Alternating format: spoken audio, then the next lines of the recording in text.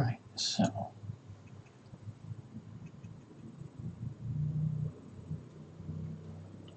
how do I actually see?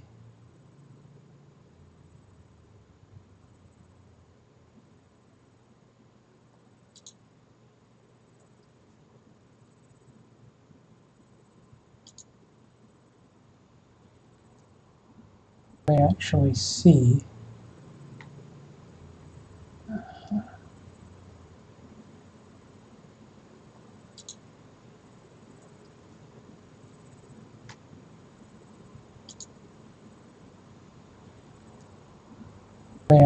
see.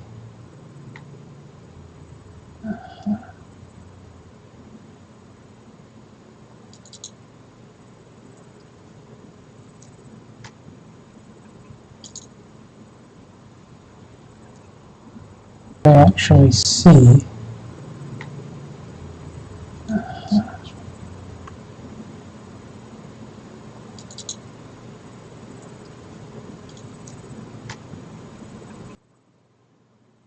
I have no idea if it's even broadcasting.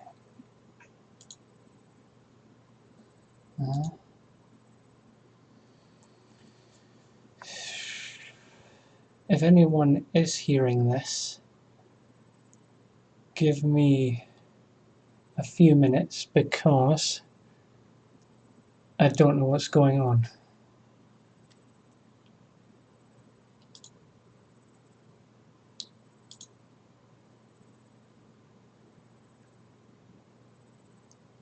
Get the sense YouTube has made this impossible to actually pull off.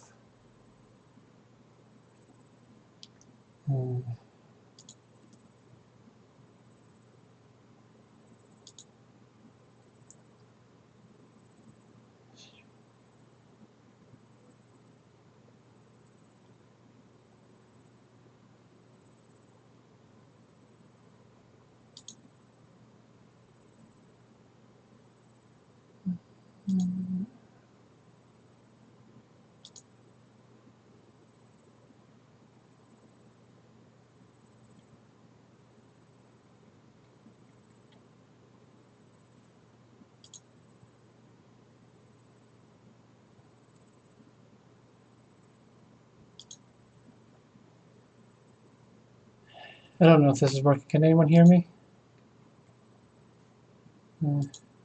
It should be. It says it's streaming live.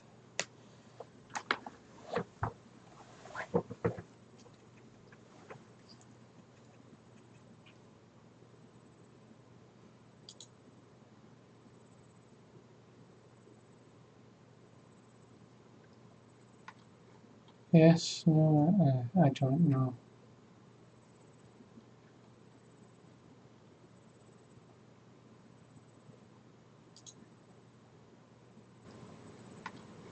Yes, no, I don't know. That doesn't help. Show me.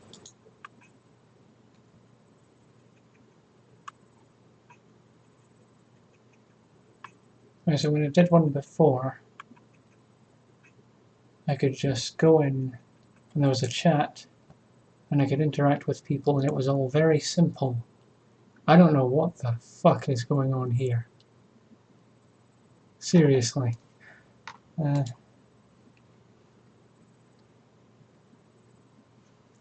have a chat here. I have a control room. I have a stream that seems to be varying in quality.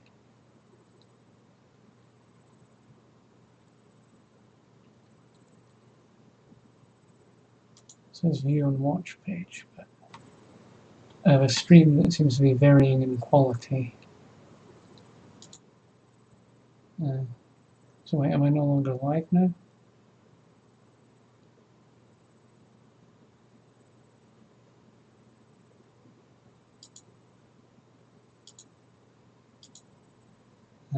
So I've paused it on YouTube. But I don't know if it's playing or not.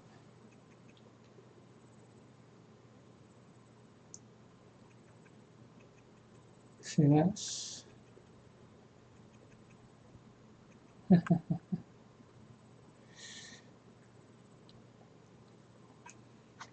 So I'm on my page.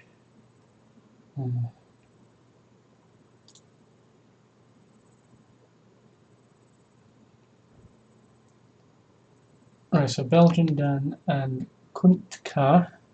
Good to see you guys. Can you hear me? I'm on my page. I think the video's paused. Well, I've paused the video here. I don't know if it's still playing. I mean, my software tells me it is. Oh, that's good. That's good. Perfect. So I think if I play this but with the sound off, I'll at least have some sense of what's going on. So, just so and now it should have been caught up. So the video's more or less running. There's probably a lag, but at least it's not so disconcerting. I can actually see that there is a reaction on screen. It only took 5 minutes to figure that out. Yeah, Blog TV was definitely easier. It's literally just a case of point, click and go. This is ridiculous, but I have now figured it out. I figured out the live stream and setting up events like this, so it should be fairly functional from here on out. So how is everyone? How is everyone doing? And by the way, get yourself a drink, may as well.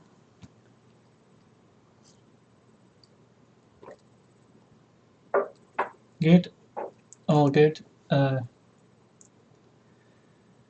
Yeah, I'm not too bad myself. It's been a bit of a busy week. Had to, well, so not so much at work. Pretty much every week before that was busy, but this week wasn't too bad. It was an unusually social week though. I was out quite a lot, but yeah, and of course all that stuff gets in the way of video, so that's why. Actually, it's not been that long since my last one, but there have been longer periods. Yeah.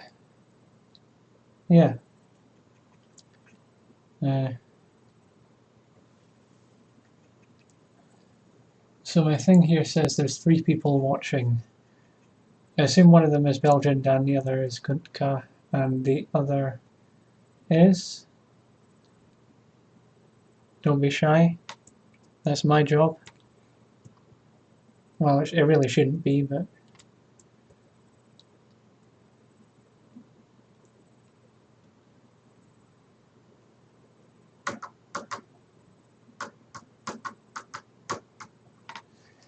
Okay.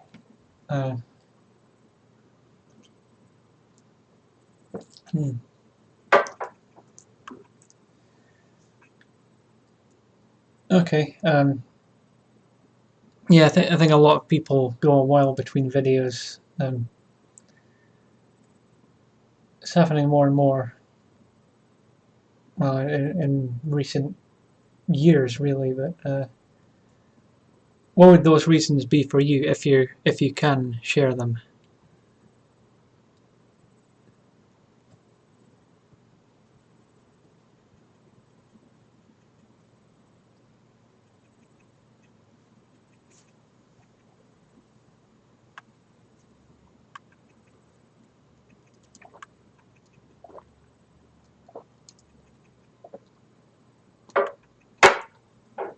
It's about a 20-second lag, I'd say. 20-30 seconds.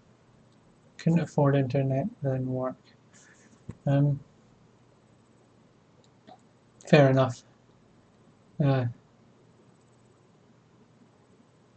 Yeah, I mean, certainly work gets in the way for me quite a lot and has done in the last, well, month, 2 months-ish. Where do you work? What kind of stuff do you do?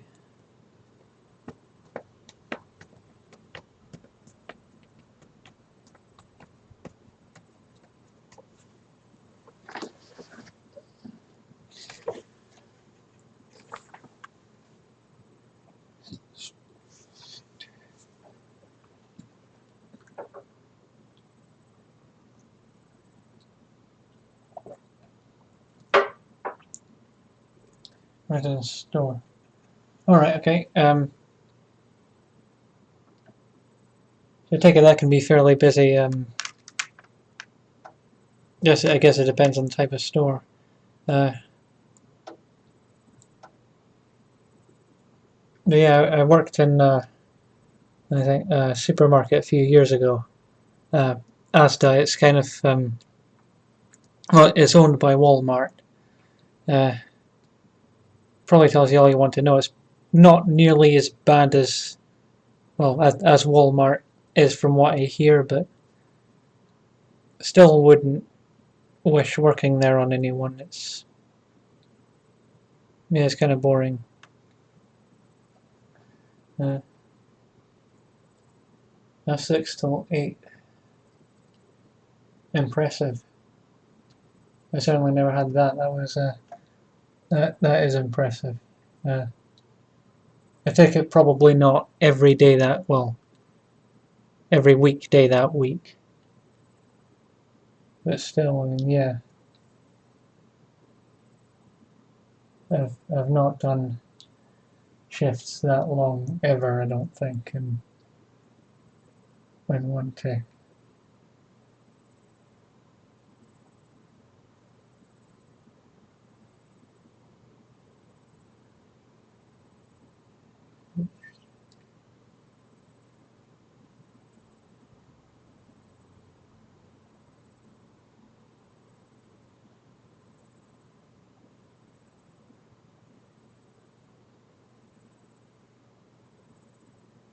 Every day with it 3 days.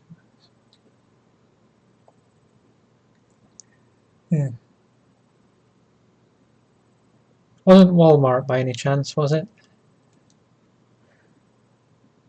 Because that would make sense.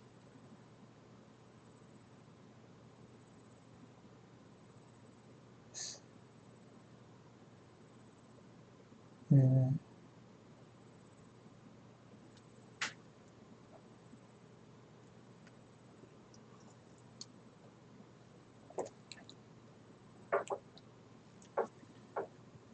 Fair enough. No, really. Feel like I guess these are just people you can't please. Then they just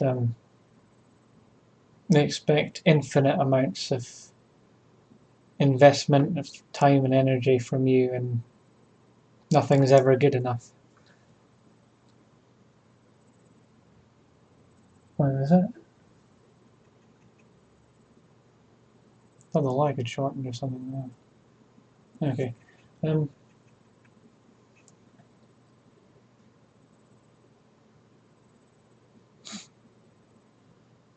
Let's see, is anyone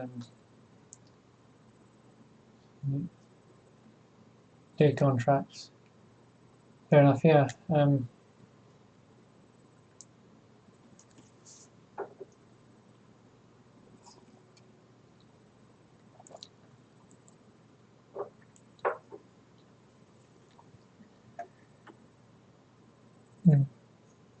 you say worked in a store. Are you still working there, or have you moved on to something better, or are you in the process of moving to something better?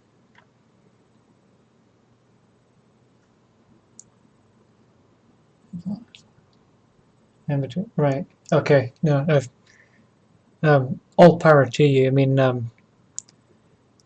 in 2012, I was unemployed for the whole year. Literally, um, the Asda job finished on the 31st of December 2011, so from, well, let me think about this. Yeah, from 1st of January up until roughly the middle of December, that was when I got an interview for my current job, which obviously, you know, they took me on. But I didn't start that job till February 2013. So that whole year, I was unemployed, and, you know, I was quite lucky because I was living with my parents at the time, so I didn't have to worry about money or anything like that. But even so, I mean, I still wouldn't wish the guilt that you feel for not doing absolutely everything all the time to try and get jobs. The feelings of worthlessness when you don't get them.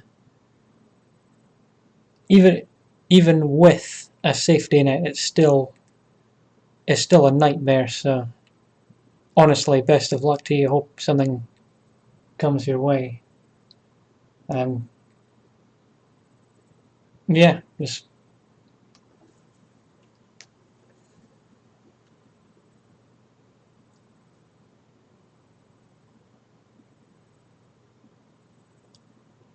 oh yeah, I remember.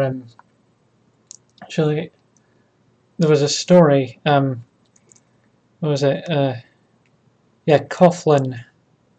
A couple of years ago, I think around about the time I started that job, he was living in Dunfermline, a few miles north of where I was at the time, and I mean literally within about 5 miles of me. And he was about to be evicted. I think he posted a video. He didn't want to do it, but people kept asking him because there were some kind of issues going on in the background. And yeah, I left a comment on the video saying pretty much what I've just told you. And some utter prick came and said, well, if you were unemployed for a year, you probably weren't trying that hard. And I wanted to kill him, to be quite honest. You know, if you've ever been in that position, first of all, you know you're never doing enough. You always feel like that. And secondly, you know, this was still right in the middle of the recession. You know, there are still issues, even though, you know, it might have been declared over, or I don't know. I'm still a bit kind of iffy on the details, and to be honest, I get the sense pretty much everyone is, but it's, yeah, but if someone ever says that to you, kill them for me, because that would be awesome. Not really, of course, but yeah. Let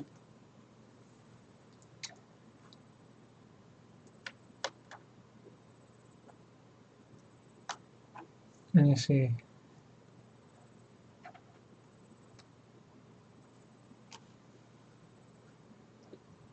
Come on, other two people, join us. Don't be shy. Finding work and getting the job aren't the same. Um,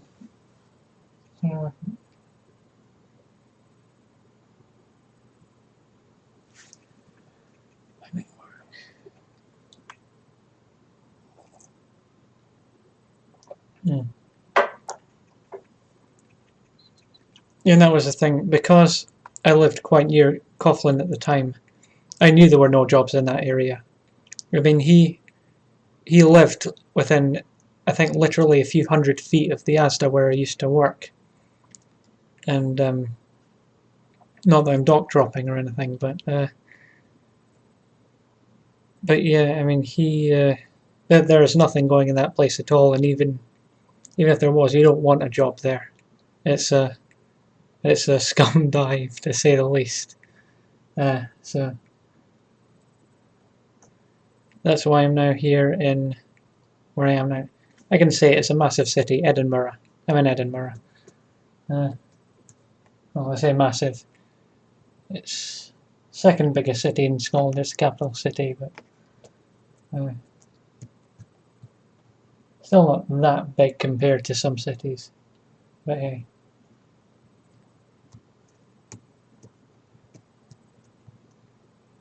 Now, did I have a plan for this show? Not really, but if there is, if there is anything, anyone wants to talk about or wants to hear me talk about or anything like that, feel free to share it out. If not, I do have some ideas, I do have some things I can go into, but we'll just see how it goes. We're 20 minutes in, there's 3 people watching, so round about the same turnout from the last stream. I'm going to have to really get cracking, make more videos, try and actually gain subscribers for one, see if I can actually get more people to come in. That would be awesome.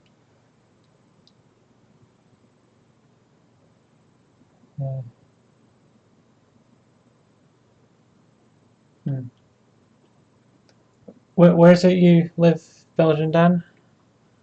Well, obviously you don't need to be very specific. I'm not going to drop or anything, but if you feel comfortable sharing very roughly where it is you are, then appreciated.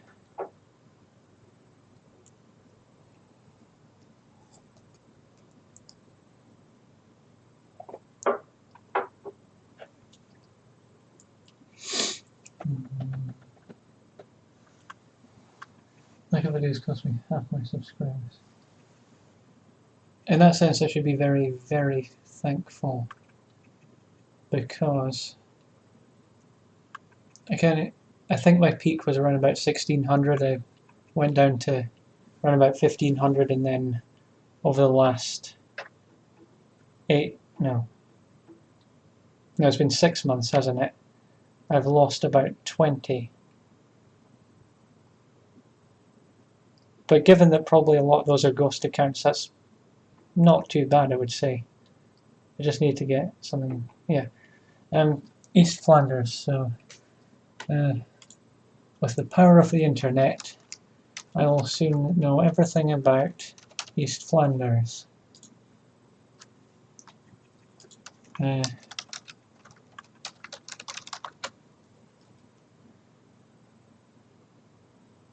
East Flanders is a province of Flanders.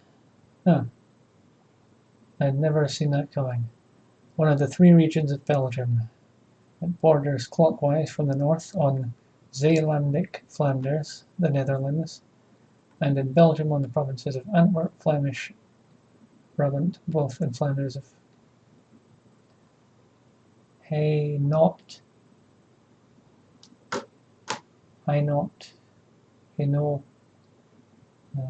that kind of sounds Scottish, Wallonia, and of West Flanders, And I'm not gonna, not bad.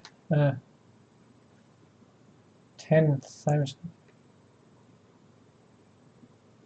Okay, what's your secret? I demand to know. Well, what was your secret at the time, at least? And obviously the message is very clear, and that's not to stop making videos for a certain amount of time. I think we both learned that lesson. Drama videos. Yes. Drama videos. And it has happened. I have been involved in minor dramas before, but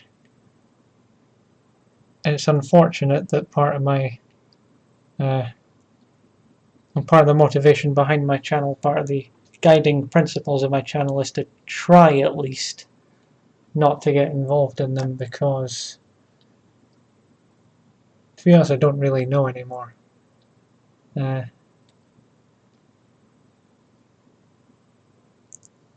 It's pretty much anyone's It's pretty much all anyone cares about. At least. I just mostly PlayStation pointing fun at movies.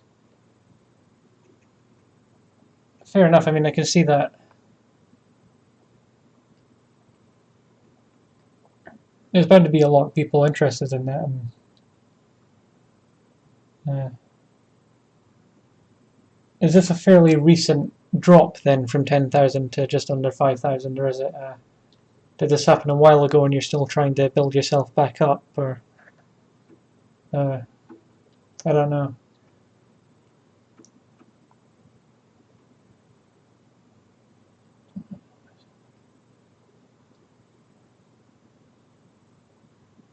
Exactly. I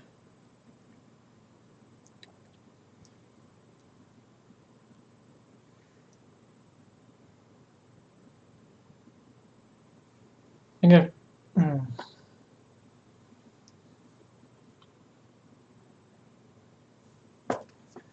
when I came back, the drop was fair enough. Actually, I'm going to have a look.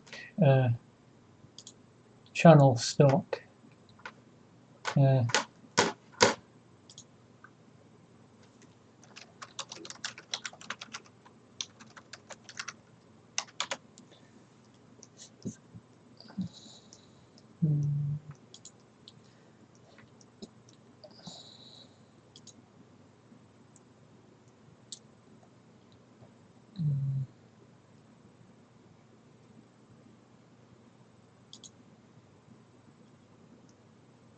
I see there's a wide range of stuff here.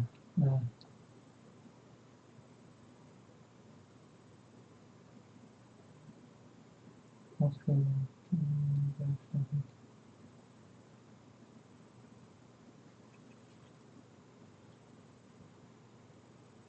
And the views, I see exactly what's going on. Right. Okay. Yeah, I see that because it's gamers and because there's such a variety of things. There's a lot of people simply choose not to watch certain videos, so that okay. See, there we go. It's infectious. Cheers.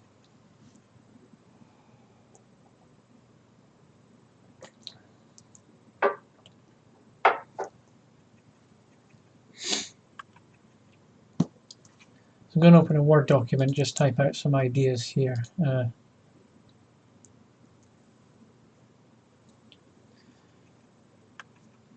few things, let me see. So the Blender videos.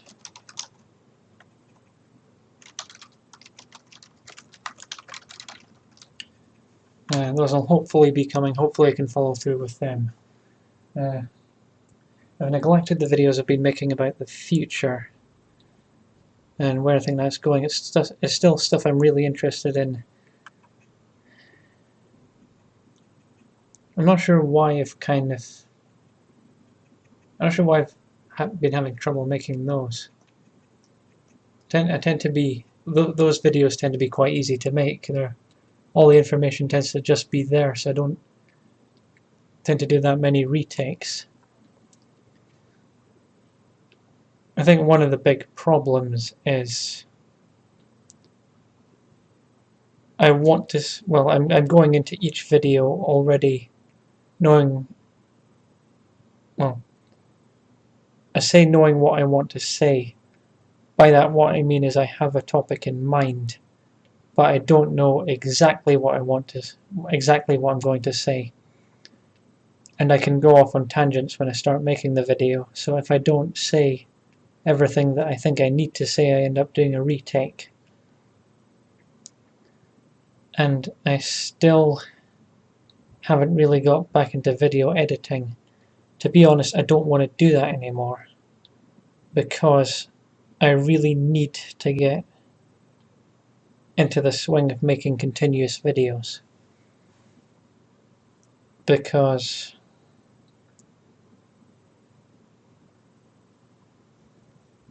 basically because if I want to think the grand plan is that I want to do something professionally off of the internet, and if Orygyn can be at least a part of that, then that would be great. But obviously I would have to scale up the channel massively, and I have to do that while still being true to what the channel represents, but at the same time not getting, well, not selling out and just getting lost in dramas and all sorts of stupid shit like that.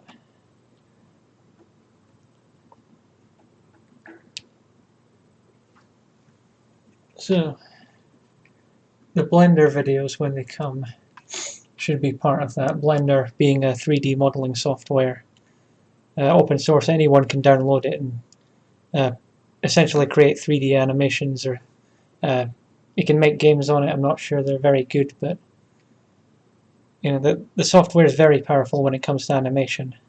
Some of the stuff that the software alone has produced is quite incredible. And I'm beginning to get a sense of, well, I mean, I've had the software since 2009, used it on and off, but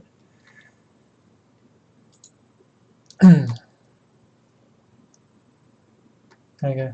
So I've not been looking at the screen for the past few minutes, so I've not seen any of the comments, but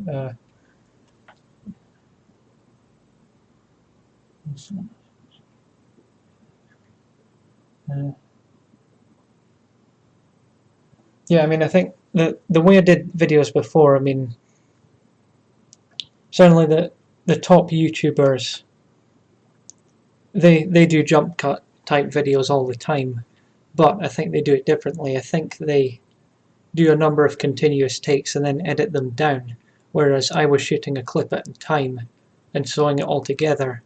That's ridiculously time consuming, and the end result, it's hard to describe it. It kind of feels like, how do I put this into words? I mean, this is the kind of problem I have making videos as well. Well,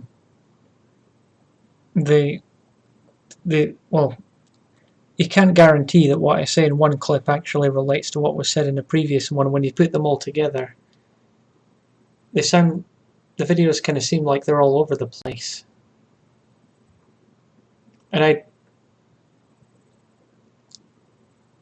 as I was editing it as well, and obviously I had to watch it back, I had to hear it, but yeah, the whole thing was kind of a mess. I guess I never watched it back once it was fully completed. So a lot of work needs to be done. Jeff, welcome to Orygyn Live. How's it going?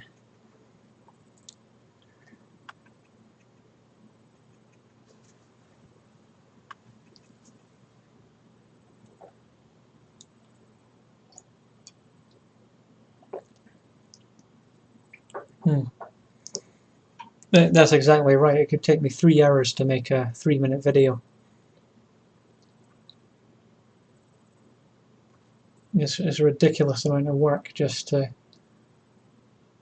express an opinion about something that doesn't really matter on YouTube. Well, sometimes it kind of matters, but a lot of the time it really didn't. Oh, I've got 4 people now. Here we go. Delighted. I'm delighted you're here, Jeff. There's now 2 people in the comment section, 4 people viewing. One of them has left, but still, things are going pretty good. Now, let's see. I posted a Twitter, well, I posted a tweet saying that, oh, it's, I did automatically post, okay. Facebook is what to do. I should have let people know on Facebook as well. But if anyone is active there, they're about to know all about. How to change YouTube. I don't care.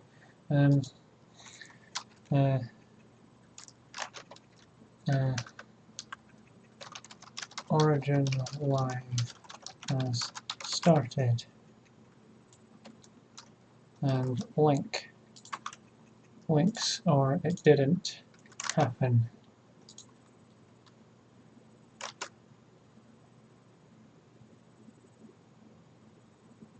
There we go. So that should bring 1 or 2.5 more people here. My keyboard is going west. If it does meet the village people, let me know. That was awful. I'm sorry. I'll never do it again. Let's see. Yeah, the ideas that I had. The Blender videos. I was just giving Belgian Dan a run through of the kind of things I might be doing in the future. So I've got, well, I mean, this is something I've said I wanted to do for years. I have finally started it. Starting is always the most difficult step. I find that once I've started it, I can get somewhere. So, you know, I don't want to turn into Galen and say, I'm going to make a video and never end up actually doing it. But I think I can make quite professional looking videos in Blender. I don't even really need to know that much about the software because it's that powerful. I just need to structure it the right way. In fact, if you're familiar with a channel called School of Life, the videos might look something a bit like that. Obviously, I don't want to rip them off entirely, but that can be a rough template, which I can then evolve from there as to the kind of videos that I can make. And the actual topics, they're going to be things like, well, they're going to pose some grand question that's going to take some research and time to answer. Maybe some of the ideas can come from you guys as to what kind of things I could look into. And, you know, just to give you some examples of what I had in mind, stuff like, you know, will virtual reality take off? I mean, we're seeing things like the Oculus Rift and the PlayStation VR and Google Cardboard and things like that. Are they going to become widely popular, or does the technology still need a bit of development? And that would require looking at the industry and looking at how people.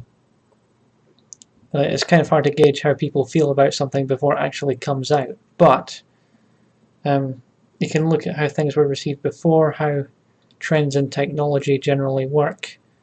I've talked about Ray Kurzweil in a few previous videos. When you learn about him, you pretty much get a sense of how these things work anyway. But yeah, I mean, there's a lot of fascinating things to look into there, and you know, they could all pose questions about the future. They could even be a bit more philosophical in nature. So, what might a super intelligent being be like? You know, would they want to kill us? How would their brain work? By definition, someone who's more intelligent than us, we probably can't understand, but we could at least speculate and get some interesting ideas flowing. See if we can, well, I'm going to borrow a science fiction term here, sense of wonder. If the videos can create that, then that might be part of the scaling up process I mentioned earlier. And we might be onto something.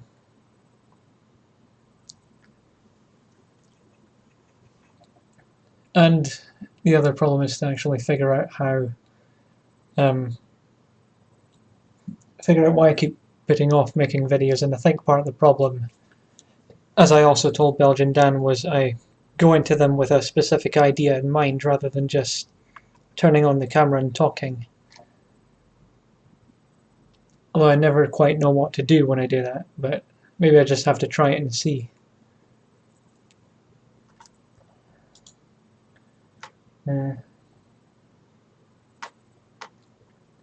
Of course, yeah. Yeah, Galen was instrumental in my channel growing. That I owe an enormous amount to him, certainly. I think he's had some of his surgeries now, but still, I wish him well. I hope he recovers. I hope he recovers fairly quickly, and I hope he gets the further treatment that he needs. How would virtual reality influence our social interactions? See, I was thinking about that today. You know, all these people that say that social media results in us all being shut-ins, and we don't, we don't talk to each other anymore. We're just staring at our phones and we're texting, and that's a poor ersatz replacement for communication.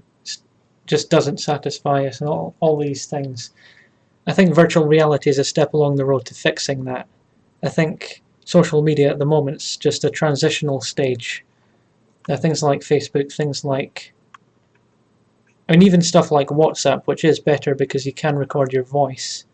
And of course, Skype, I think, being the best of them all at the moment, they're still not quite good enough because they still only, well, you're still only getting 2 senses, and it's still on a flat screen.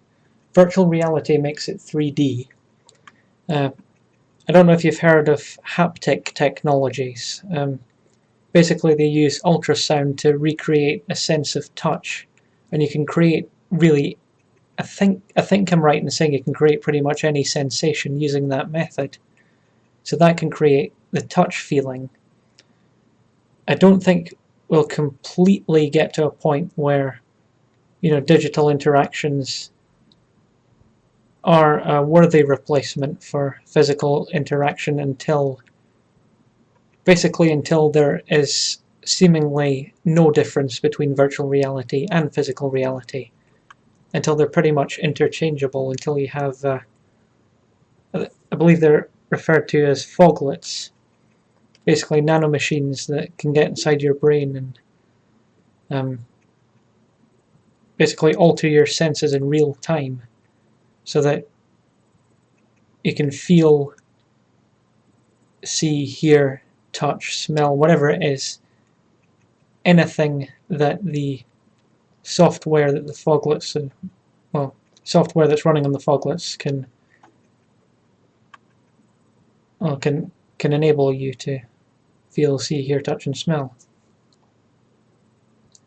No holodecks yet. No, not yet. As to when that will happen, it's hard to say. What I would recommend, though, if you're interested in this, the technology that I think will bring us there, if you find out about a guy called Eric Drexler, and he's essentially the father of nanotechnology. He wrote a book. What's it called? I don't need to guess, I've got the internet.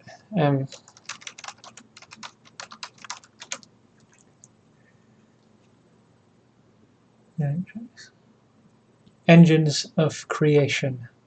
It was written in 1986, and it describes nanomachines that can, rather than building stuff out of, let's say, macro materials like, say, plaster and brick and wood and things like that, you can build on the molecular level. So you can have structures that are infinitely, well, say infinitely, a lot stronger, harder, more flexible, but still being sturdy. And of course, when you can build on the nanoscale, and you have machines that can also build copies of themselves. Just imagine what that will do to the price of producing things. Imagine, well, it's essentially the next stage in 3D printing, I think.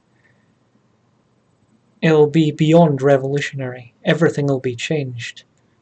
And if you believe people like Ray Kurzweil, this is going to happen in the next 20 years.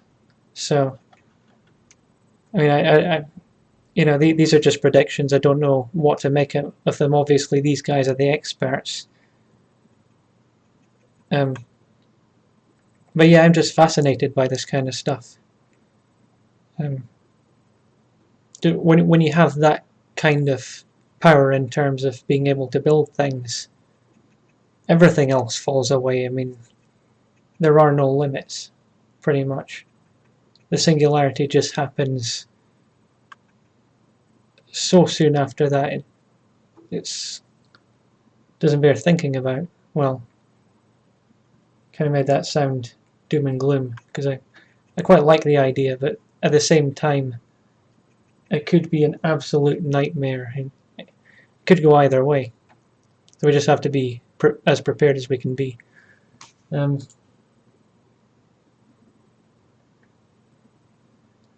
Is this desirable? Exactly. I guess that's another part of it. Well, this is going to get flat in a second.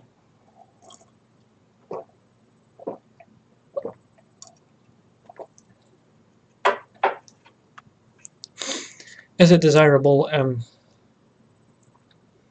There's certainly reasons to be afraid, certainly. If I got into the wrong hands, think of the damage it could cause.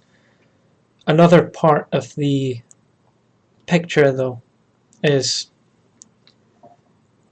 not just AI, but how we would respond to AI.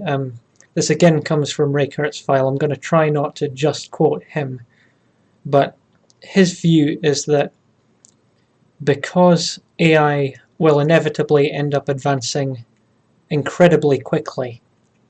I mean, once they are as intelligent as us, their intelligence will advance at the same rate as, well, Moore's law will definitely have finished by then, but that's all part of his wider law of accelerating returns, which he is pretty sure will continue after Moore's law.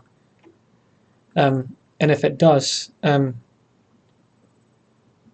it's apparently meant to happen even faster, and AI is going to advance at that rate. And Ray Kurzweil's opinion on that is, if humans are to stay the dominant species, we will have no choice but to either upgrade our own brains and or merge with AI to the point where really there's pretty much no difference between humans and AI, but by then we'll be something completely different than human. We'll have all the benefits of an AI, instant total recall, the calculating power that they have, and all of the, all of our human abilities as well, our ability to feel emotions, our intuition, and all of these will be upgraded and at an exponential rate until we reach some kind of ceiling that's placed, well, either from not being able to get any more computational power out of the matter that we have, or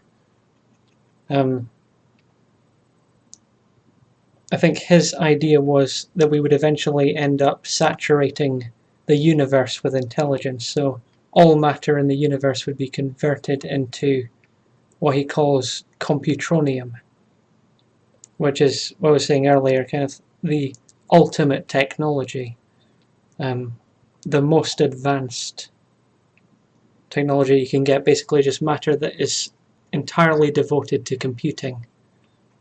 So you can't get faster computing speeds out of that out of matter than you can out of computronium. And yeah, I mean, there is a part of me that thinks that's cool. There's also a part that thinks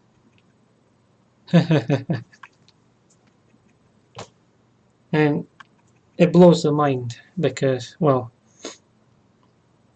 by then we clearly aren't human anymore. What we are, who knows? But can we really stop it? Would we want to? What are the benefits? And once we get to that ultimate point, where do we go from there? And I had some ideas on that topic which I might share in future videos. Got to leave something after all, but devoid of our flawed emotions, what are we? Isn't by any chance a quote, is it? I think it rings a bell for some reason.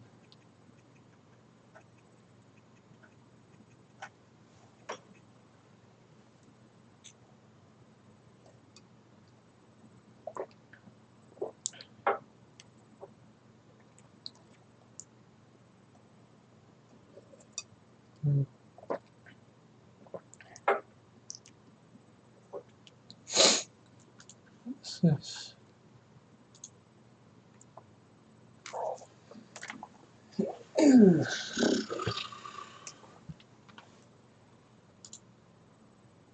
As we're kind of getting still 3. Any response in face? Well, a second there.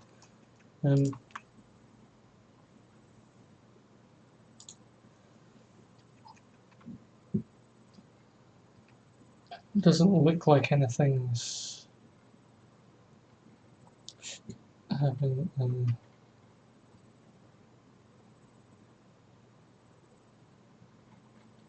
Right, okay, so interesting stuff to think about, and well, I guess it could create a sense of wonder, but at the same time a sense of incredible dread.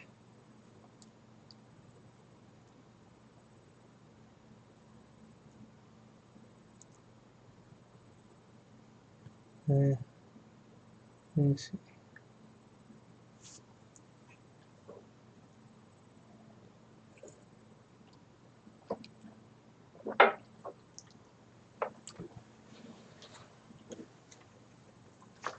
My friend's doctorate was on transhumanism. He started a hawk and ended up stuck in terror. I'm not surprised. I mean, it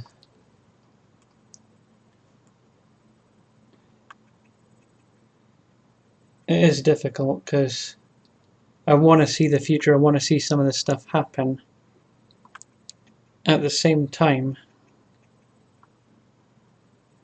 if it does go wrong, if we make one mistake, that's it. I mean,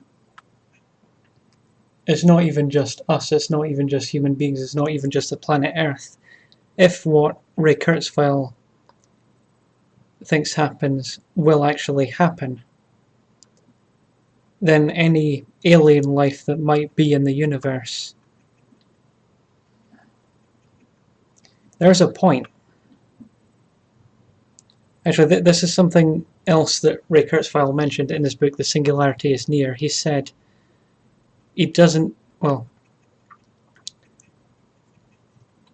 the whole concept of the singularity calls into question the existence of aliens, because if there was a more advanced alien race than us, and the singularity was the end result of technological development, why hasn't it already happened? Why hasn't an alien race already achieved the singularity, and why haven't we seen the results of that? His response, well, I think there were a number of responses. The first one being, we're genuinely the only people in the universe. The second being, we're the first to get there. And the third being, any alien races that do achieve the singularity or get close just die out before they get there. They destroy themselves. Which is also quite worrying. And there is a fourth one which I'd like to throw out there, and that's, what if it has already happened?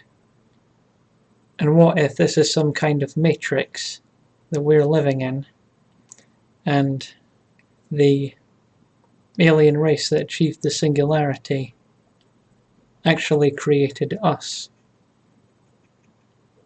And I mean, they could probably, you know, there's no telling when they could have started the simulation. They could have, for all we know, they could have started it 3 seconds ago. Because I reckon they could pretty much fake anything that comes before it. I know I'm in conspiracy theory territory here. I know I sound mental, but when you're thinking about these kind of things, how mental does it actually sound?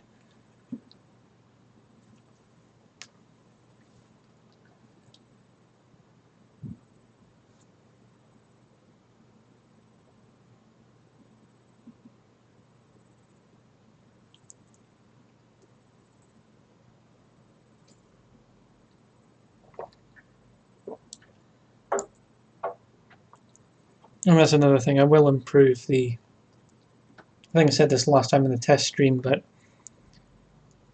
I'm definitely going to get a better camera because, first of all, the angle, clearly terrible. As it's already stacked on top of a few DVDs, which is itself stacked on top of the computer. I think I want to move it up here. I'm assuming you can roughly see, yeah, the lag, obviously going to be a problem there, but I can't move the existing one there because it has a tiny cable. If I try and stretch it, it'll just fall off. And the camera is about this size. And it is curved at the bottom as well, so it's not going to stand on its own. Basically, and the picture quality is terrible. I don't know about the sound quality. I did used to shoot videos on it a while back. There was a period where I thought my old camera had died, so I shot videos on that, and while the sound quality wasn't terrible, it's still, you know, it's still a late noughties camera. I'm sure we can do better nowadays. You know, Moore's law don't fail me now, after all. I mean, don't worry about typing slow. There's a 20 to 30 second lag anyway.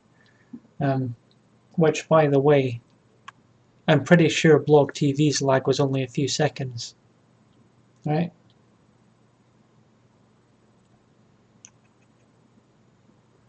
Now,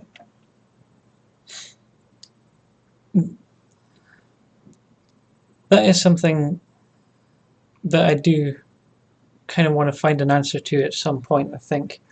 How is it that Blog TV, a small company, very small, it didn't have that many resources, were able to produce a vastly superior product 6, 7, 8, 9, possibly 10 years ago. I don't know how long they were around. And YouTube, the biggest video site on the internet by far, with their many billions, with, you know, being owned by Google or Alphabet or whatever it is now, they can't match it. How is that? You know,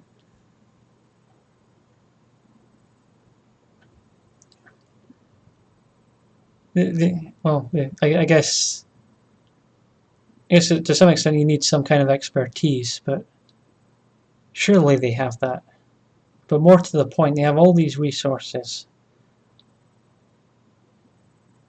You know, they have, well, they would need just to run their site more than enough space. I mean, when they're uploading, what is it, something like 100 hours of footage a minute or second, then you would need massive.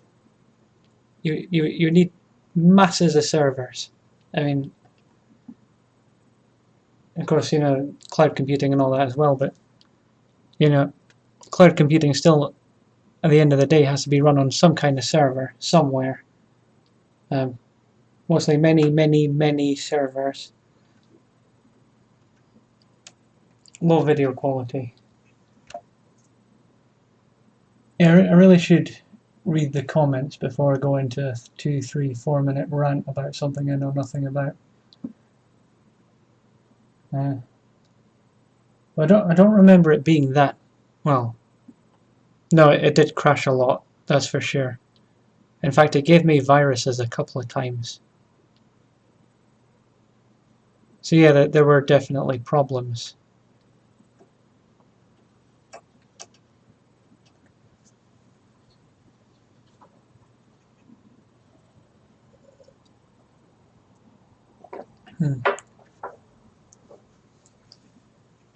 Yeah, okay. Yeah, that makes sense. Oh,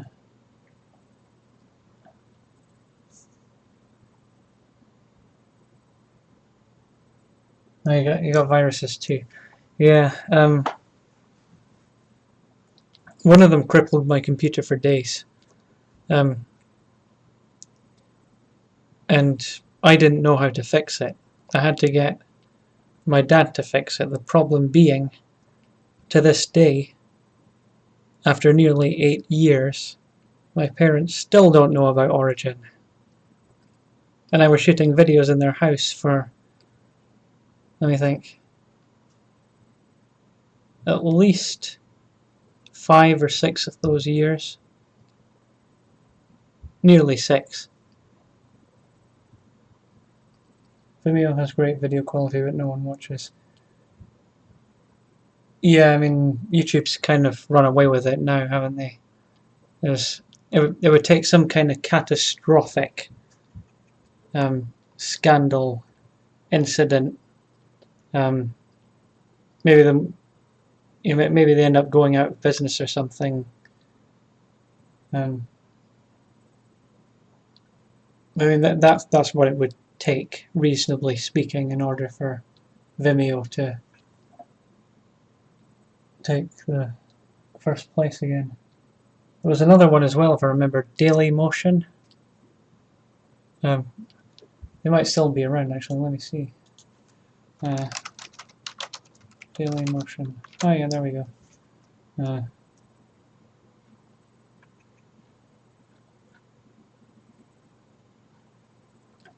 I mean, for everything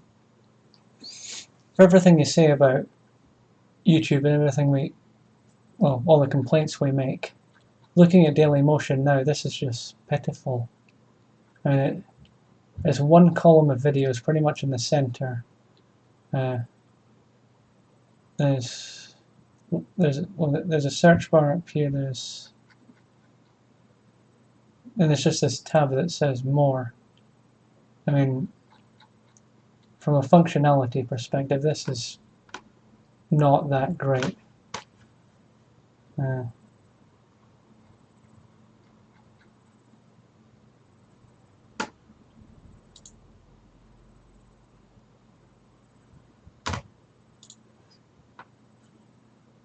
Don't get me started on that. I took one of my videos down. Yeah.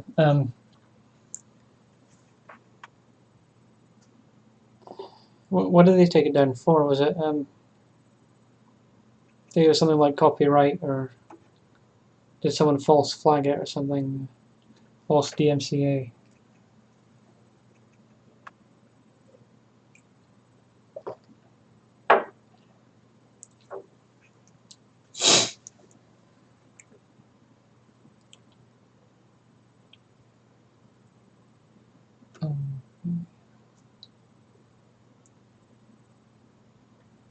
Yeah, it's going to cost a lot of money.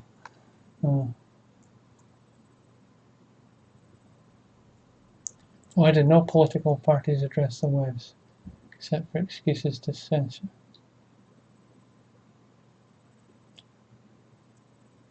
In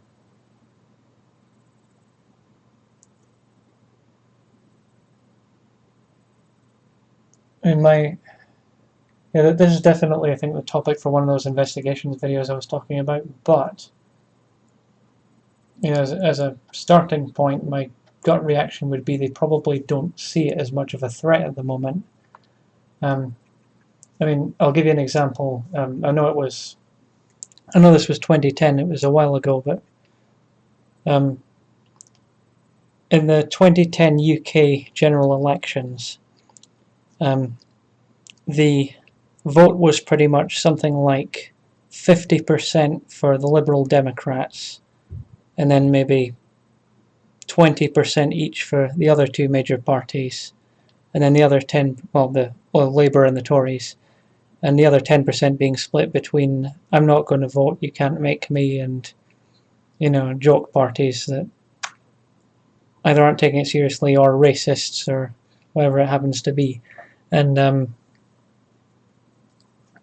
those were the poll results online, and of course the actual results of the election was the Tories won, but not by enough to secure a majority, so they went into government with the Lib Dems.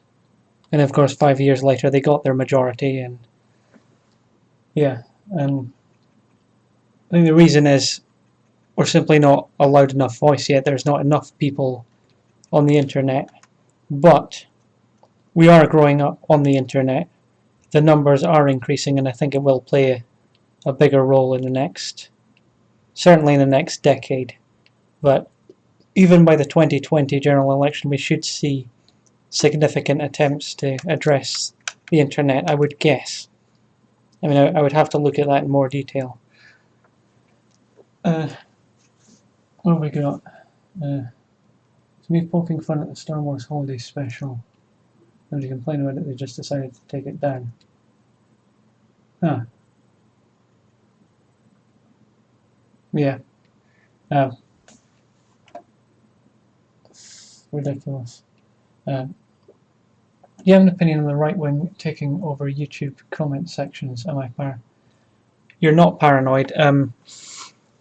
I saw a video by Don't Run Away, the Young Turks, and it was about this whole Cologne thing that happened at the beginning of the year.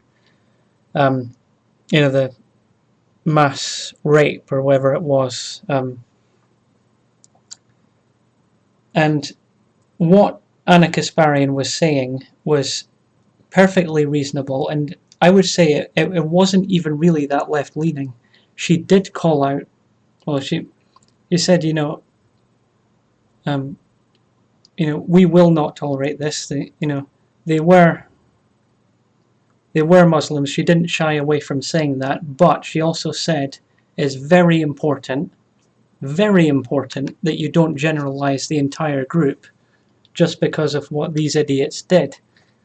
And just because she said don't make generalizations, don't go on a witch hunt, the comment section was filled to the brim with people calling her regressive and saying, people have been saying for quite a while the Young Turks were a joke. It's not a particularly controversial thing to say, but the particular reasons given here, the level of hatred, the extent to which these people seem to be just completely run by fear and paranoia.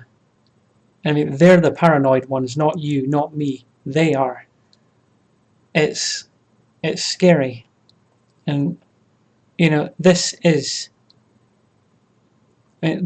literally pretty much word for word the plan that ISIS have. It's to get us thinking exactly these thoughts so that we end up demonizing all Muslims. They're forced, because they don't see voices on their side in the West, forced to flock to ISIS. they get stronger, the attacks get worse, the vicious cycle keeps going, and in the end, well, I mean, it's not going to happen. Of course it's not. The global caliphate isn't going to happen. Not a chance. We're not going to let it. But, it's, the thing about ISIS's strategy is, pretty much any strategy isn't concealable nowadays. You can pretty much go on Wikipedia and look it up. But this is one of those strategies that everyone could know, and yet because it's based around mobilizing people's fear, which isn't, it isn't subject to the will of logic, it's a strategy that can still work when everyone knows what it is. But we need to not let that happen, and the reason is, well, not the reason, the solution is do the exact opposite of what ISIS want, and that's to, be, I'm going to quote Bill and Ted here, be excellent to each other. Party on, dudes. Just don't treat people, don't be a dick. Don't treat people badly. This goes for all of society. Speak to the weird kid at school. Speak to the shy guy at work. I'm not just saying this to benefit me, as I was both of those things. But these are the kind of people that could very well end up being radicalized. This can happen to anyone. It could have happened to me. I'm very suggestible. It could definitely have happened to me. It could happen to anyone. So, I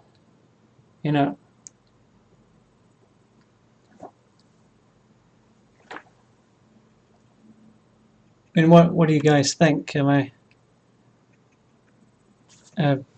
anyone think? Does anyone have anything to add or disagree with anything I've said, or be the change you want to see? That's good. That's definitely good. Yeah.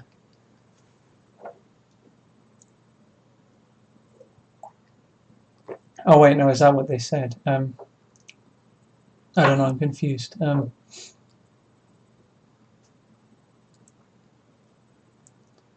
been saying this online for years. The abuse I get as a non-Muslim is shocking. I believe that we know better, but some of us choose to indulge their worst natures.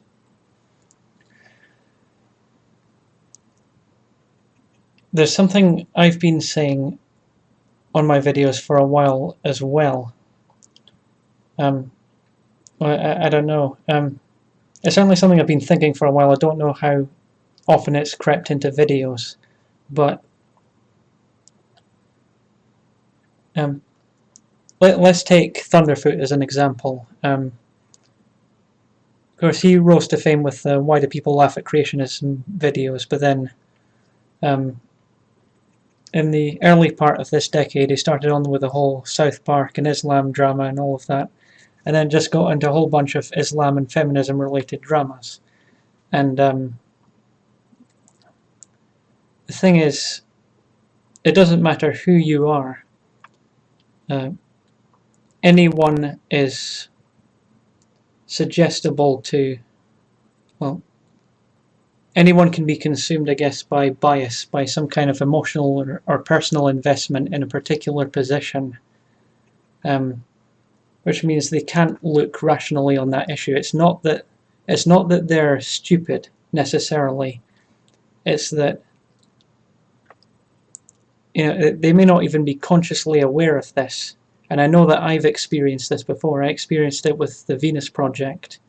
I think I may even be experiencing it now when I talk about, futurists and people like Ray Kurzweil and their predictions. But it can really happen to anyone. But people get too invested in their positions, and when that happens, you can explain something to them as logically and rationally as you possibly can,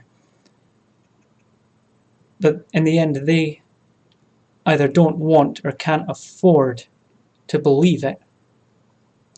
And in Thunderfoot's case, I think he's kind of dug himself into a hole, because his channel at this point kind of relies on a constant input of drama. Whether it comes from Islam or feminism is immaterial. The simple fact is the lowest common denominator now make up a sizable portion of his audience. And so, he could even not believe any of what he says, but at this point, I'm not sure he can afford to say that on his channel, because he would just take a massive hit in terms of subscribers, just like, well, I say kind of like what happened to you, Belgian Dan, but I mean, that was a different reason, but not as different as you might think. I mean, you had a lot of things going on, you had that period of inactivity, but he would all of a sudden be, I guess, jumping the shark, in the sense that he's changed his mind. You don't want, I guess, a part of the reason a lot of people subscribe to certain channels or get behind certain politicians, especially people like Donald Trump, I guess, is reliability. Not so much, you're there to hear them say something stupid or controversial. You can just rely on them saying something like that. You know what you're getting when you listen to them, when you subscribe to them. If they all of a sudden change that, then that reliability is gone, and so their subscriber base is gone. Let me see. That's quite from Christian Martin. I've never been a Islam. Islam is the new Der Jude. Need to improve my German. But yeah, that's exactly what's happening. Yeah, we're seeing. Well, I'm not going to essentially say we're seeing a repeat of 1930s Germany, but that general feeling, to some degree, is certainly present in Europe at the moment. And well, I guess it's definitely there in America. I mean, after all, 9/11. Yeah, I mean,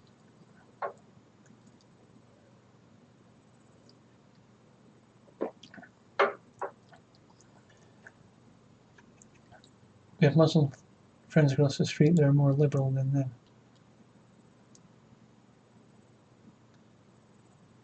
Yeah, I mean,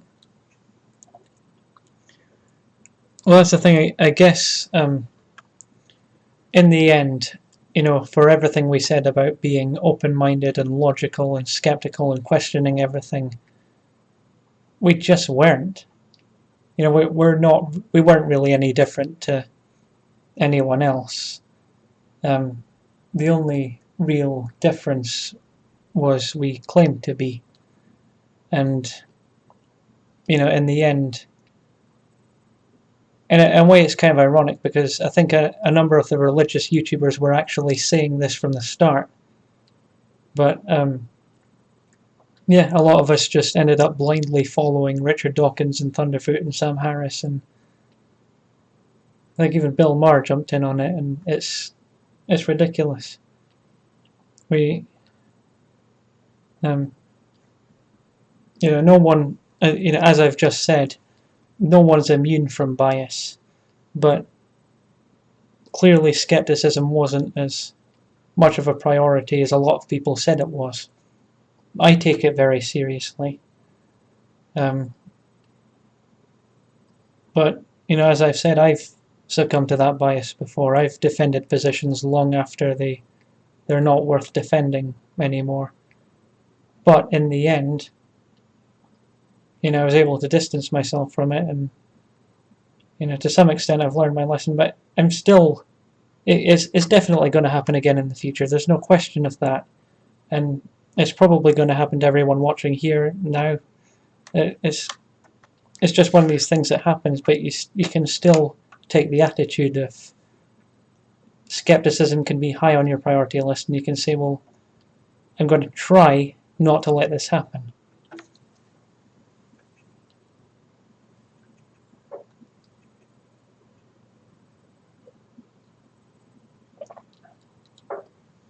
Bone Town.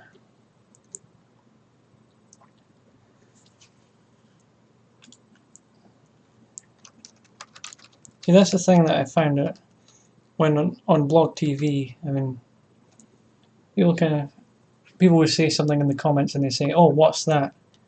You're on the fucking internet. Just look it up. Bone Town is an adult adventure video game developed and published by DDub Software and released with PC's digital download in 2008.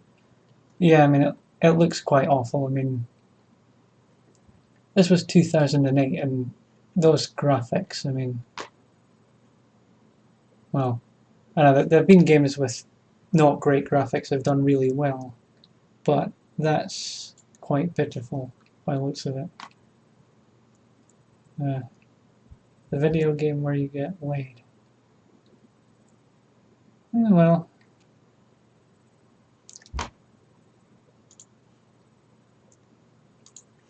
who am I to judge? Thunderfoot is what he always was, an overgeneralizing, flaw-pointing, biased opinion video maker. Yeah, definitely. Since when did atheism become the new pragmatic fascism? Humanism is a missing quality. We are a parody of what we once were, certainly. When he burned the Quran, I deleted it. Someone else did a better job at burning the Quran by burning it onto a CD. That's good. That's definitely good. I'm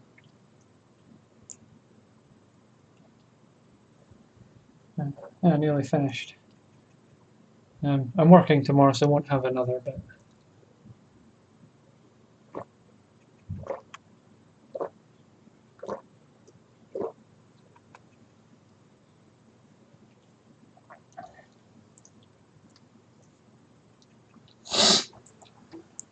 Be 1 second.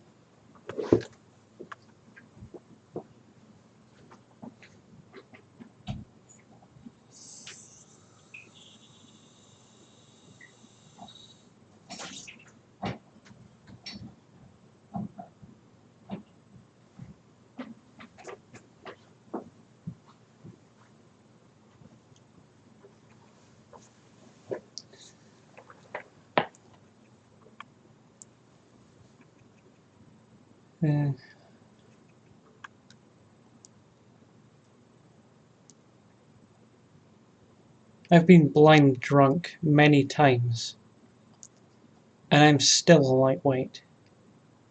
I don't know whether to be proud or ashamed. I guess I should be ashamed, but on the other hand, if I'm getting drunk while not drinking that much alcohol, then in a sense, I'm getting the benefits of being drunk with the smallest amount of damage to my health. Is that how it works, or no? No. I don't know. I guess if you feel drunk, then I guess the effects, it must be affecting your body anyway, so.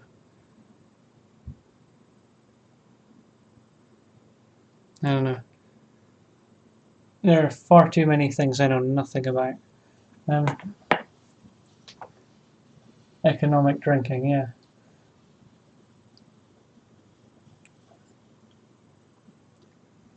I'm still skinny.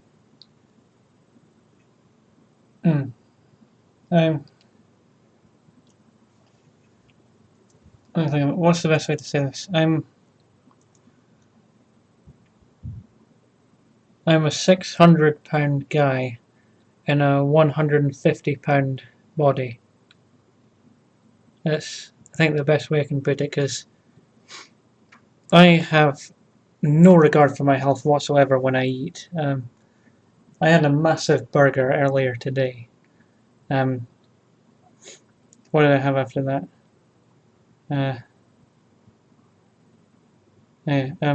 A steak bridie. It's kind of like this pastry with steak inside, and I love them, and that's what I had today. And yeah, yeah, it's not a typical day, but I don't tend to do much better on other days, and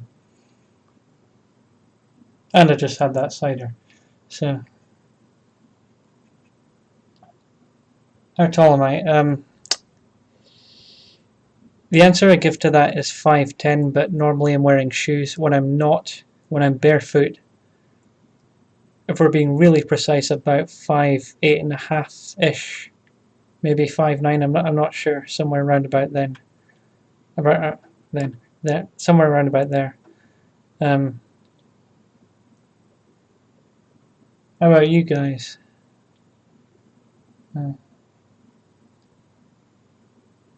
I mean, 150 pounds, 5'8.5" 5'9", 5'10", whatever it is. It's pretty much bang on the normal, I think. I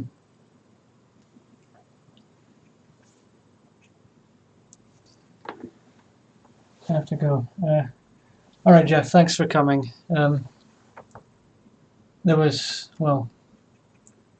no structure at all to this, but it's definitely gone a lot better than the last one, and yeah, hopefully next time we'll have something, have a bit more structure, a bit more.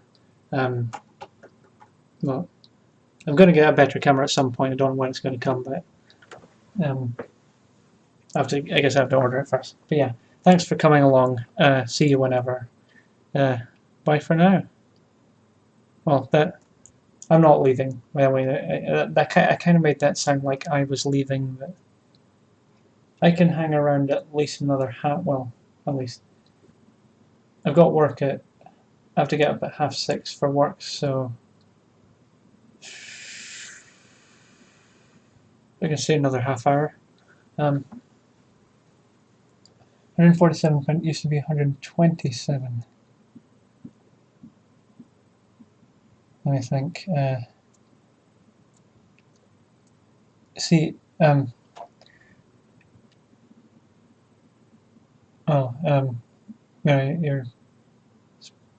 of course Belgian, so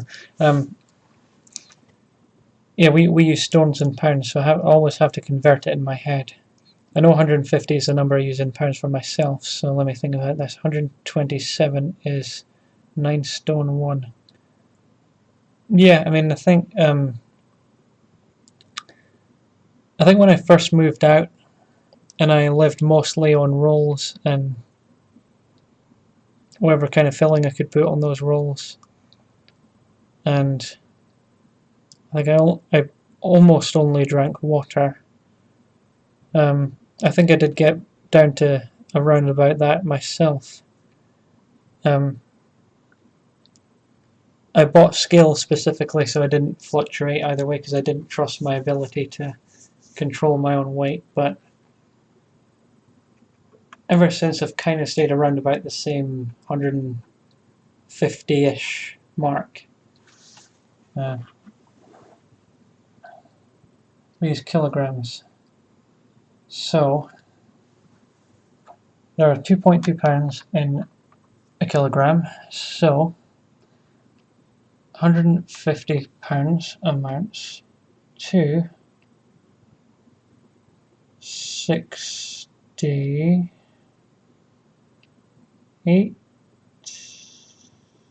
67, 68-ish. I should just throw away my maths degree right now, really.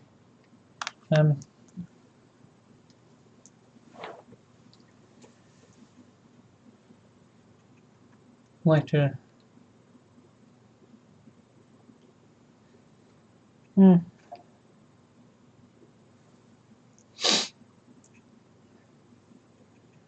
excuse me while I go eat a cake and cry about it. I'm kidding. Only 67 kilograms. Yeah, so I'm not far off there, I don't think. It's about right. Used to weigh 58. Yeah, no, that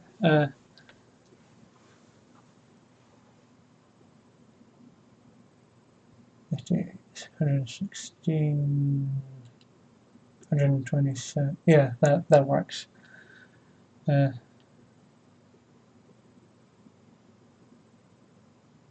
hmm. And again, my maths degree didn't necessarily call for multiplying things by 2.2 or dividing them by 2.2. The latest I weighed was 50 kilograms due to economic reasons. Money. Yeah. I think when I moved out, I was paranoid about money, so I spent very, very little of it on food. What actually happened was I ended up saving quite a bit, so I lost all self-control and gradually ended up in a rhythm where I kind of, I get takeout a lot, but I also compensate by having just rolls and barely anything else. And yes, I walk quite a lot as well. Um, the LARPing Skeletor. Hmm.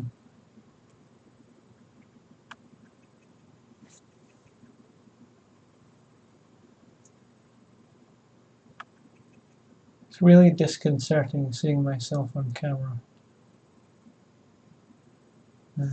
Yeah. And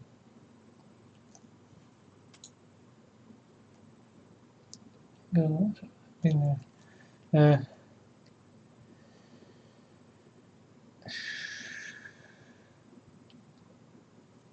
The one other thing I don't do, and I really should, well, I've been told to many times, is to actually cook things. I have a microwave, I use that, but I've only used my oven twice in the nearly 2 years I've been in this flat, which is not great, and probably could alleviate some of these problems, but I know barely anything about cooking. The only thing I've ever cooked in that oven was burgers and chips. Anything more complicated than that, and well, so being homeless. I've never been homeless, but I do have two weird stories. I can't even really explain why I did these things, but when I was in my first year at uni, what was it? We went out every Wednesday, me and a group of friends from high school. No, not even high school, primary school. These were people I'd known quite a while, and friends they picked up along the way. And we met up every Wednesday to go to this club in Edinburgh, and they didn't turn up that week. They had other things on. But I just went there anyway because I liked going. I liked the break, and I guess I lived outside of Edinburgh, so the big problem I think was there wasn't much social life to come by other than that. So I went to that club, and there was one day I got talking to these two people, and I decided to stay past the time the last bus back to where I lived left, and I ended up sleeping sleeping in an alley. There was piss all over the wall on the other side, but there was a massive bin in the way, and I was just able to squeeze through the gap. So that pretty much guaranteed no one was going to come through and bother me. And I got, I kind of lay there for 5 or 6 hours, got maybe 20 minutes of what could loosely be called sleep. And yeah, I mean, if that's what being homeless is like, then I'm right there with you. I wouldn't wish that on anyone. Let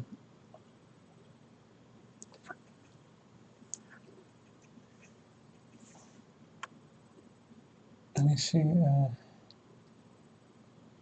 I love cooking. Yeah. I'm guessing it's an acquired taste. I'm guessing it's one of those things. I think once you get good at it, it's probably quite fun. Except, well, I think when you've never been taught how to do it, you have a lot of ridiculous, irrational fears as to how it might go. Or you might burn your hands taking it out of the oven. You don't know how many times to. I've got oven mitts and stuff, but yeah. There's also the question of how long to leave it in. Could you undercook it and get food poisoning? Overcooking it's not that much of an issue, but in the end you're dealing with a machine that creates an enormous amount of heat, so there's always a bit of apprehension about that. I think once you overcome that fear, yeah, I can see it can be. I can see how it might be quite rewarding, I guess. And certainly when you end up cooking something that's, I guess, a bit more interesting than the types of stuff I end up eating most of the time. Yeah.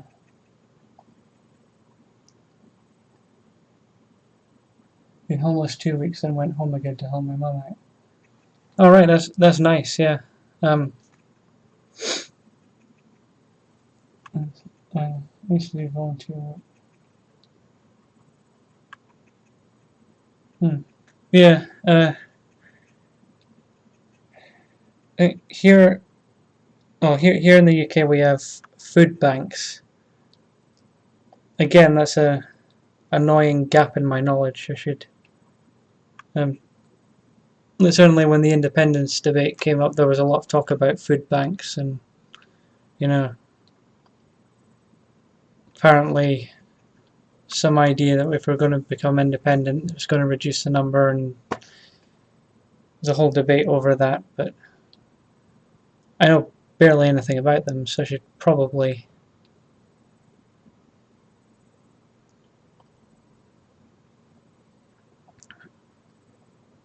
Yes, I think there's things I know tons about, and then there's a whole lot of stuff I know absolutely nothing about, and I really should rectify that.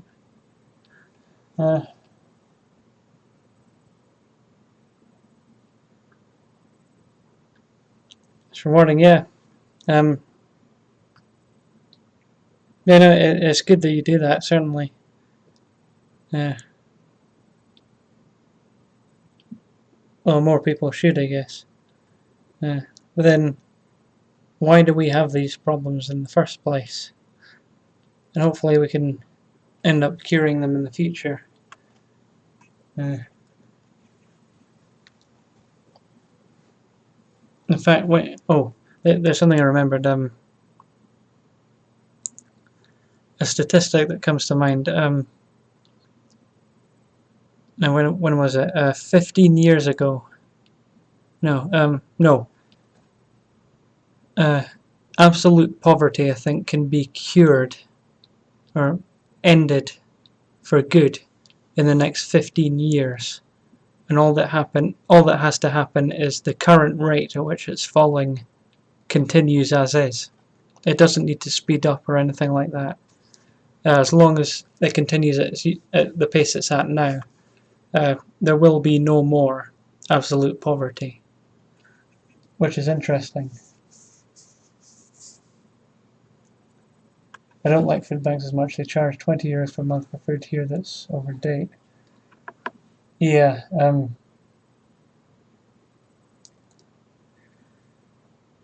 certainly a lot of food that is past its sell-by date isn't necessarily off. It's just, I think I guess a mixture of legal reasons and just to really cover their ass. They just make sure that it's gone by that certain date. It's mostly still usable past that date, but still can't be fun eating something where it says, you know, oh, 1st of January 1994. Yeah.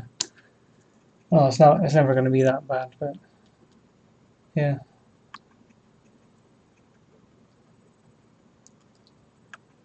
Right. Tell you what, I'm going to wrap this up, I think. This definitely, without question, went better than last time. Belgian Dan, thanks for coming. You were here the entire time. I really appreciate that. To everyone else who has been watching, there was apparently 4 people at the moment. That was roughly the figure for the last hour. Thank you for watching. 3 months. Yeah, it's bad, but yeah. Thanks for coming, guys. I hope to have something a bit more professional, maybe something a bit more structured for next time. And I'll try to get in touch with some other people who are doing this, see if we can even get some collaborations going. Yeah, let me sign off the way I normally do. Thank you for watching. Goodbye.